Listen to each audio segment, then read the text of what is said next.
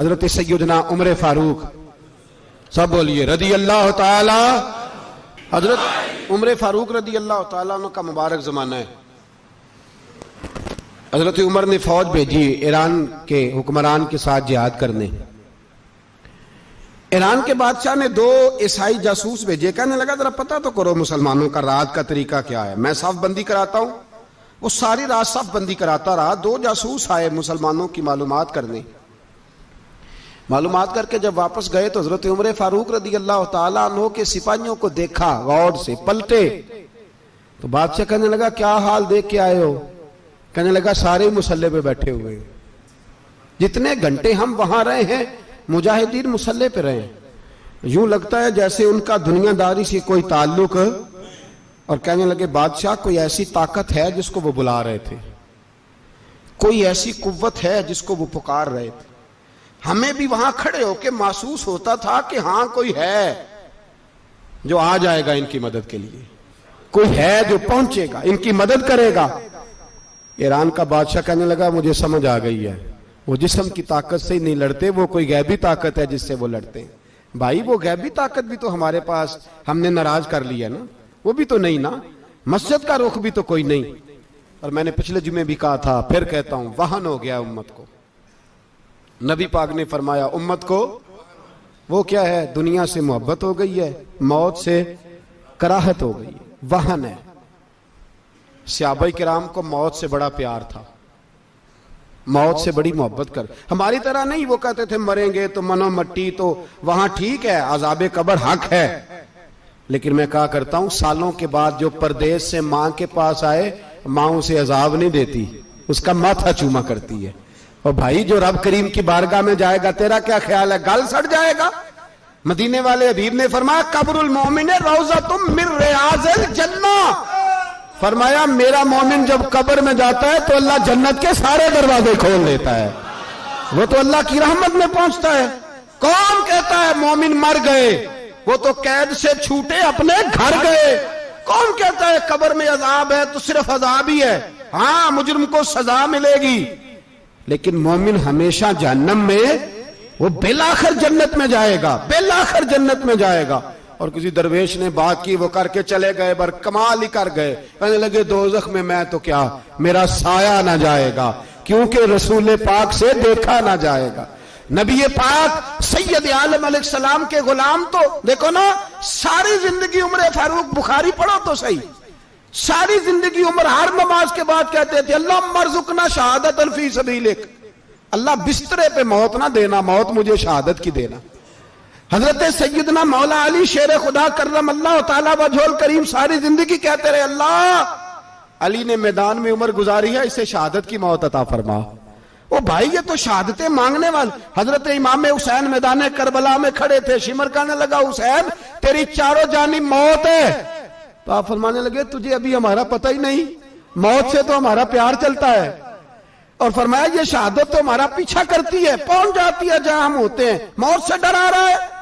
मुसलमान का मरने को दिल नहीं करता, वरना वो इतनी बड़ी कोठी में कौन रहेगा।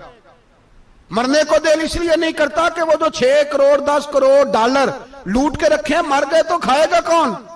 वो फकीर फाका मस्त थे, उनका घर ही कोई नहीं था, उनके बैंक बैलेंस ही कोई नहीं थे। वो कहते थे घर हमारा है वो जो हमारे रब ने तैयार किया हुआ है, हमारा बैंक बैलेंस है वो जो हमें जन्नत में जाके मिलेगा।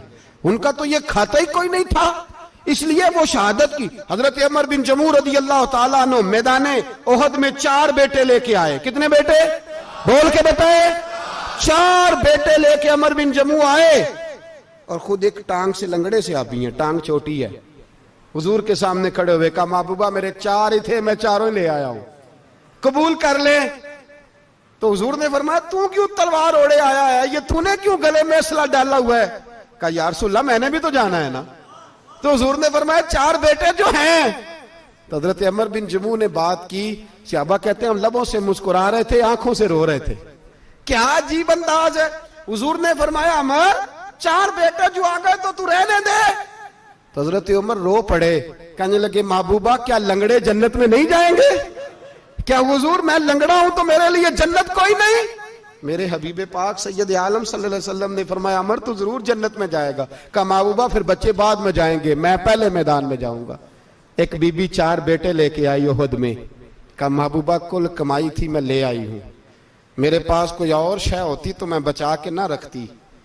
बेटे दे के ना हाजिरी लगवा के तो वापस दरवाजे पे ले गई। तो हजरत सैयदना अब्दुल्ला इब्न उमर फरमाते हैं बीबी बोल रही थी तो मेरा जज्बा जिहाद बढ़ रहा था। अपने बेटों को कहने लगी मैं तुम्हें हुजूर के पास छोड़ के जा रही हूं, जब तुम मैदान में गिरोगे तो मैं तुम्हें देखने आऊंगी, देखना तुम्हारी पुश्त पे कोई जख्म नजर ना आए। जितने तीर खाने हुए सीने पे खाना, जितने तलवारों के नेजों के जख्म बर्दाश्त करने हुए यहां खाना, पुश्त पे जख्म नजर ना आए। हजरत अब्दुल्ला इब्न उमर फरमाते हो बीबी की गुफ्तगू मेरा जज्बा जिहाद बढ़ा रही थी। एक बीबी 3 साल का 4 साल का बेटा लिए रो रही है, ओहद का दिन है। सहेलियां पूछती हैं तू क्यों रोती है? वो कहती है देखो मेरा खामद भी बदर में शहीद हो गया, भाई और बाप भी। दिल करता है कोई जवान बेटा होता तो आज मुस्तफा के साथ उसे ही भेज देती।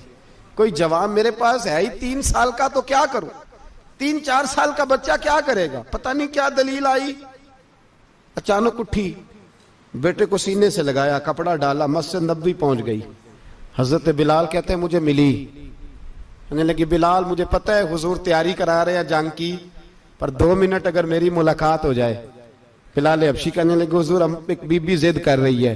हुजूर बाहर आए, कहने लगी हुजूर मैं फुलां की बेटी, फुलां की बहन, फुलां की बेवा हूं, मैंने बदर में 3 शहीद दिए हैं, अब मेरे पास ये 3 साल का लाल ही बचा है, बड़ा फख्र है मेरा। लोग मुझे शहीद की बेवा, शहीद की बेटी, शहीद की बहन करते, दिल करता है शहीद की अम्मा भी कही जाऊं तो मेरा बेटा ले लें। सैयदना बिलाल कहते हैं हुजूर मुस्कुराए, कहने लगे ये 3 साल का नौनिहाल क्या करेगा? कहते हैं अम्मा का अजीब जज्बा है।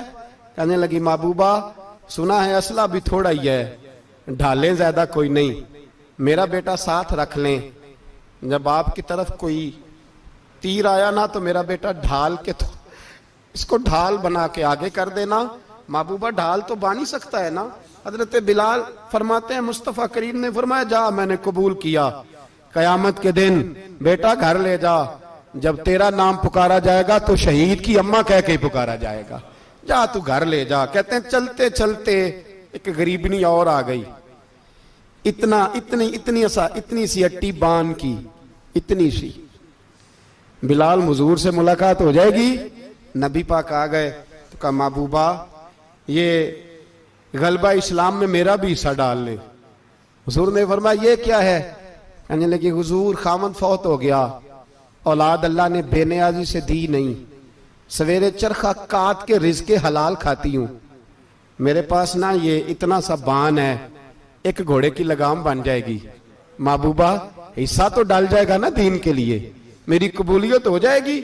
मेरे हबीब ने हाथ उठाए और दुआ मांगी, कहे अल्लाह जितना तू मैदान के मुजाहिदों को अजर अता फरमाए उतना इस गरीबनी को भी अता फरमाना, उतना इसे भी देना। भाई ये जज्बे थे, ये रंग था उम्मत मुस्लिमा का, इसलिए काफिर घर में बैठ के कांपा करता था।